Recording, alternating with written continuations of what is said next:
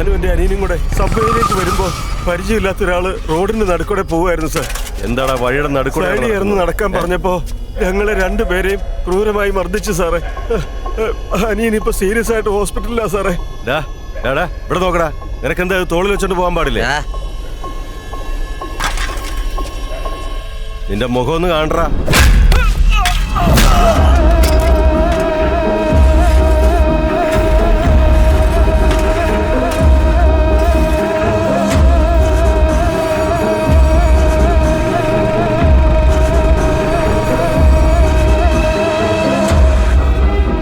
എല്ലാരും സ്റ്റേഷനിലോട്ട് വാ, എനിക്കൊരു കാര്യം സംസാരിക്കാനുണ്ട്. എന്തിനാ സാർ ഇപ്പൊ എല്ലാവരുടെ അടുത്ത് വരാൻ പറയുന്നത്? വരൂ സാർ, പറയാം.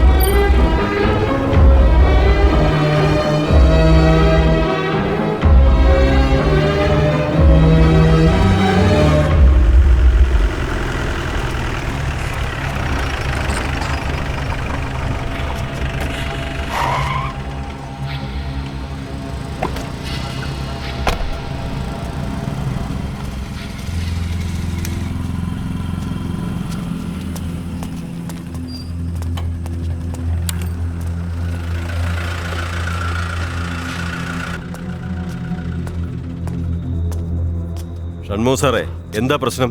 വിളിച്ചപ്പോ നല്ല ടെൻഷനിലായിരുന്നല്ലോ. സാറ് ശരിക്കും കണ്ടായിരുന്നോ? ഫോണിൽ കൂടെ പറഞ്ഞതെല്ലാം സത്യം തന്നെ ആയിരിക്കുമല്ലോ അല്ലേ? അതെ സാർ, എനിക്കൊരു സംശയമില്ല. കാണുമ്പോൾ തന്നെ പേടി തോന്നുമായിരുന്നു സാർ. അവൻ എന്തോ ചിന്തിച്ചുകൊണ്ട് ബ്ലൈൻഡ് പോലെ നടന്നു വരികയായിരുന്നു. പെട്ടെന്ന് ഞാൻ പോലീസാണെന്ന് മറന്ന് ഇങ്ങോട്ടേക്ക് ഓടി വന്നു. സത്യം പറഞ്ഞാൽ എനിക്ക് അവനെ ഒറ്റയ്ക്ക് ഹാൻഡിൽ ചെയ്യാൻ പറ്റുമെന്ന് തോന്നിയില്ല സാർ. അതാ ഞാൻ ഇങ്ങോട്ടേക്ക് വന്ന് എല്ലാവരെയും വിളിച്ച് പോവാന്ന് കരുതി. അവൻ ആരാണെങ്കിലും പെട്ടെന്ന് തന്നെ പിടിക്കണം. നിങ്ങൾ പറഞ്ഞു വെച്ച് നോക്കുമ്പോൾ അവൻ ആ ടൗണിലെ പൂക്കട കഴിഞ്ഞ് പോകാൻ യാതൊരു ചാൻസും ഇല്ല. നമുക്കിപ്പോൾ തന്നെ ഇറങ്ങണം. സാർ, ഇപ്പം നമ്മൾ കുറച്ച് പേരല്ലേ ഇവിടെ ഉള്ളൂ.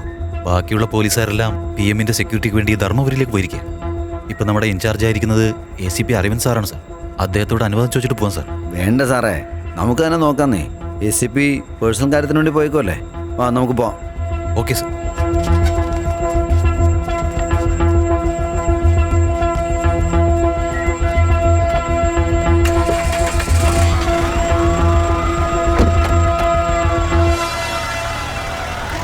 അവനെ ഓവർടേക്ക് ചെയ്ത് നിർത്തിക്കേ.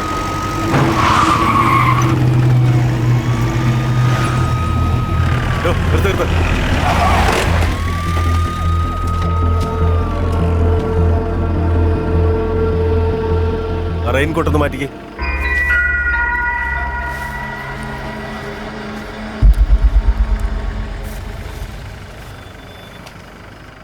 വയ്ക്കോ, വണ്ടിയെടു.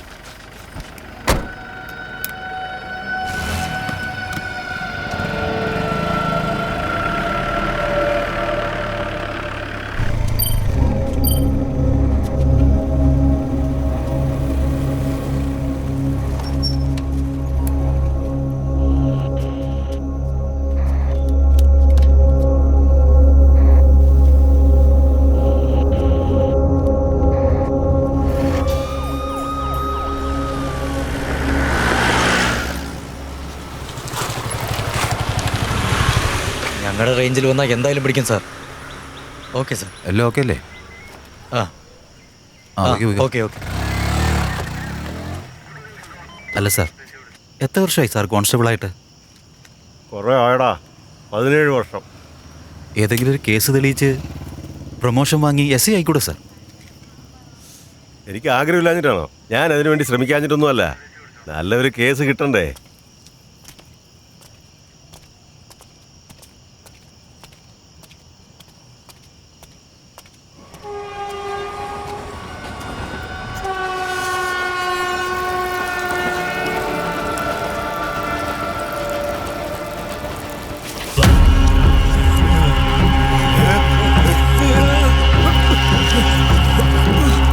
സാർ എന്തുകൊണ്ട് പേടിച്ചെന്നാണെന്ന് തോന്നുന്നത്?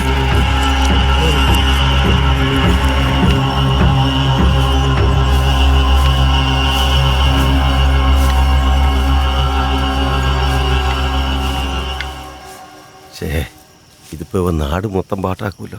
നിങ്ങളെല്ലാം അവസാനം വരെയും കോൺസ്റ്റബിൾ തന്നെ ആയി.